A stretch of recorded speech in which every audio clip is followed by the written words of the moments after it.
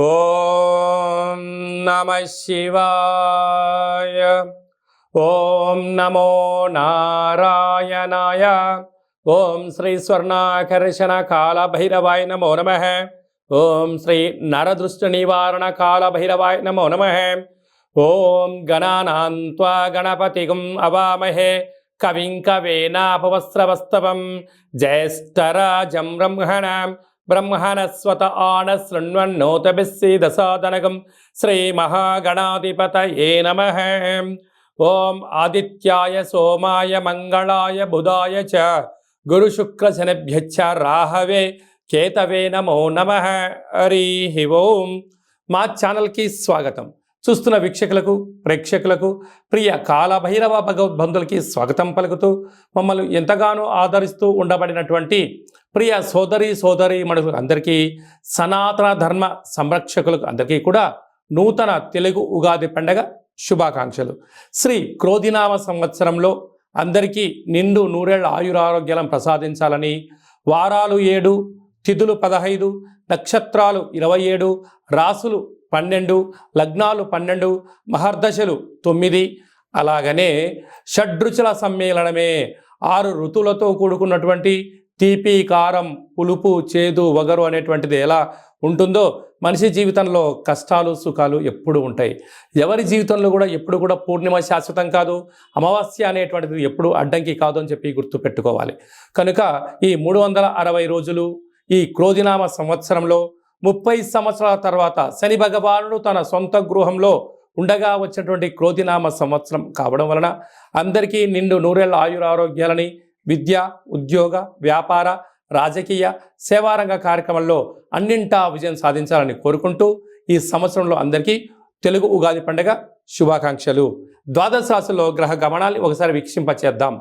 మేషరాశిలో గురు సంచార స్థితి, కన్యరాశిలో కేతు భగవాను సంచార స్థితి, కుంభరాశిలో శనిచర స్వామివారు స్వక్షేత్ర సంచార స్థితి, మీనరాశిలో రాహు సంచార స్థితితో ద్వాదశ రాశిలో గ్రహ గమనాలు ఈ విధంగా ఉన్నాయి.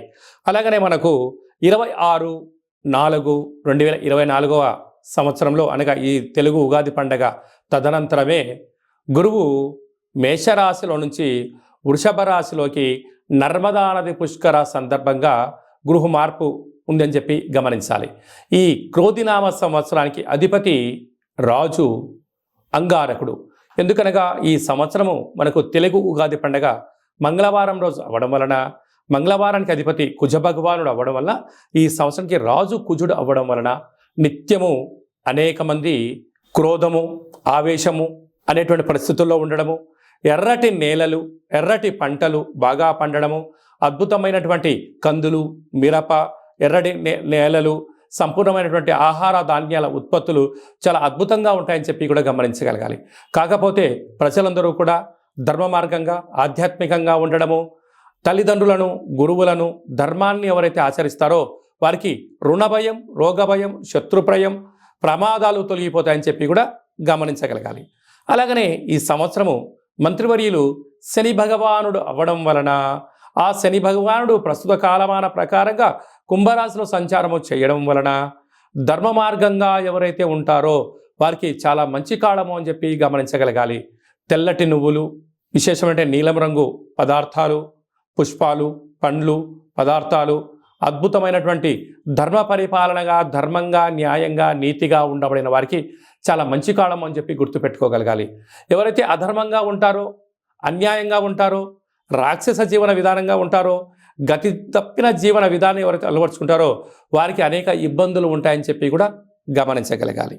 ఈ సంవత్సరము పశుపాలకుడు కృష్ణ పరమాత్ముడు అవడం వలన గోవులు, పశువులు సమృద్ధిగా ఆయురారోగ్యాలుగా ఉండడం, మంచి పాడి, మంచి పంట, ఐశ్వర్యము, సుఖవంతమైన జీవనం ఉండడం జరుగుతుంది అని చెప్పి గమనించాలి. కాకపోతే ఈ సంవత్సరము శుక్రుడు అనేక రకాలమైనటువంటి ప్రభావం అధికంగా ఉండడం వలన అనేక మంది నిత్యము రోజు నూతన వస్త్రాలకు, బంగారు ఆభరణాలకు, వజ్ర వైడూర్యాలకు, విలాసవంతమైన జీవితాలకు, ఆధ్యాత్మిక తీర్థయాత్ర కార్యక్రమాలకి మొగ్గు చూపడం జరుగుతుంటుంది. కాకపోతే విచక్షణారహిత జీవితాన్ని పొందడానికి, మద్యమత్తు మాంసాల జీవితాన్ని పొందడానికి ఎక్కువ మంది మక్కువ చూపించే పరిస్థితి ఉంటుంది. కనుక దయచేసి అలా వెళ్లకుండా ఆధ్యాత్మికమైన చింతనతో మీరు ఉండగలిగితే ఈ సంవత్సరము అందరికీ పట్టిందల్లా బంగారం అయ్యేటువంటి యోగ్యత కనపడుతుందని చెప్పి గమనించాలి. తులారాశి వారికి శ్రీ క్రోధినామ సంవత్సరంలో ఆదాయ వేళలేంటి, ఏ విధి విధానాలు పాటించాలో ఈ వీడియోలో సవివరంగా సంపూర్ణంగా తెలుసుకుందాం. తులారాశిలో ఏ నక్షత్రాలు వస్తాయనగా చిత్తా నక్షత్రంలోని 3వ పాదం, 4వ పాదం, స్వాతి నక్షత్రంలోని 4 పాదాలు, విశాఖ నక్షత్రంలోని 1, 2, 3 పాదములు కలిపితే తులారాశి. తులారాశికి అధిపతి శుక్రుడు. ఈ శుక్ర భగవానుడు ఈ సంవత్సరము సేనాధిపతి, అర్ఘ్యాధిపతి, మేఘాధిపతి అవ్వడం వలన వీరికి సస్యశ్యామలమైన జీవన విధానం, జీవితం పైన ఒక ప్రణాళిక, విజయానికి ఎలా ప్రగతి 10 మెట్లు అన్నట్టుగా వీరు చక్కబెట్టుకోవడంలో అద్భుతమైనటువంటి జీవన శైలి వీరు సొంతం కాబోతుందని చెప్పి గమనించాలి. కాకపోతే వీరి యొక్క ఆదాయం 2, వ్యయం 8.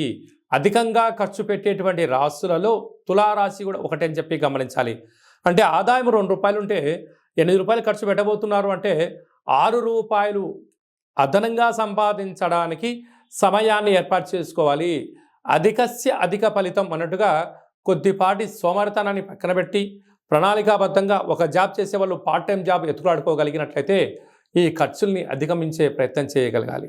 లేదు అన్నట్లయితే అప్పులు, రుణ సమస్యలు, రోగ సమస్యలు మిమ్మల్ని వెంటాడే పరిస్థితి అధికంగా ఉంటుంది. తస్మాత్ జాగ్రత్త.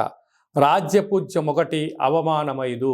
దయచేసి మధ్యవర్తిత్వ కార్యక్రమాలు కానీ, మీరు మధ్యలో ఉండి ఎవరికైనా డబ్బులు ఇప్పించడాలను కానీ, అప్పులు కానీ ఇచ్చారా సర్వము కోల్పోవడం, అప్పిచ్చిన వారు ఆ ప్రాంతం నుంచి వెళ్ళిపోవడం, మీరు ఆర్థిక ఇబ్బందులకు మీరే కేంద్ర బిందువు అవుతారు. కనుక ఈ సంవత్సరము వీలైనంత వరకు అప్పులు ఇవ్వద్దు, అప్పులు తెచ్చుకోవద్దు, వ్యసనానికి దూరంగా ఉండండి. ఖర్చును క్రమబద్ధీకరించుకోగలిగినట్లయితే రాబోయే కాలం మంచి కాలం అని చెప్పి మీరు గమనించగలగాలి. అలాగా చిత్తా నక్షత్ర జాతకులకు ఆరోగ్య పరిస్థితి చాలా బాగుంటుంది. స్వాతి నక్షత్ర జాతకులకు మధ్యసున్న కారణం వలన మనోవేదన, ఈ పని చేయాలా చేయకూడదా, చేస్తే ఏమవుతుంది, చేయకపోతే ఏమవుతుంది అనేటువంటి మానసికమైన సంఘర్షణలో మీరు ఉండేటువంటి పరిస్థితి ఉంటుంది. కనుక ఏదైనా తెలిస్తే చేయండి, లేకుంటే తల్లిదండ్రులను కానీ, గురువులను కానీ, ఆధ్యాత్మికవేత్తలు కానీ, మీరు ఏదైతే వృత్తులు చేస్తున్నారో ఎక్స్పర్ట్స్తో, నిపుణులతో సలహా తీసుకొని పనిచేసినట్లయితే ఈ మనోవేదనకు దూరం అయ్యే పరిస్థితి అధికంగా ఉంటుంది. విశాఖ నక్షత్ర జాతకులకు డిసెంబర్ వరకు బాగుంటుంది. డిసెంబర్ నుంచి తిరిగి ఉగాది పండుగ వరకు చివరి సున్నా కావడం వల్ల రోగము, ఇబ్బందులు, ఆర్థిక పరిస్థితులు, వాహన ప్రమాదాలు, సర్జరీలు జరిగే పరిస్థితి ఉంటుంది. ఆరోగ్యాన్ని జాగ్రత్తగా భద్రపరచుకోగలగాలి. అలాగా సేనాధిపతి, అర్ఘ్యాధిపతి, మేఘాధిపతి శుక్రుడు అవ్వడం వలన వ్యవసాయ సోదరీమణులకు తెల్లటి పంట అనగా పత్తి, జొన్నలు, వడ్లు బాగా పండడము, ఎర్రటి నేలలు కలిసి రావడము, సకాలంలో వర్షాలు పడడము, వస్త్ర వ్యాపారాలు, అత్తరు, సెంటు, పన్నీరు, వస్త్ర వ్యాపారాలు, డైమండ్ బిజినెస్లు, అలాంటి వాహనాలు, క్రయ విక్రయాలు చాలాకి వీరి యోగదాయకం అని చెప్పి గమనించగలగాలి. కనుక వీలైనంత వరకు మౌనం, ధ్యానం, దానం, ధర్మం యోగదాయకం అని చెప్పి మీరు గమనించగలగాలి.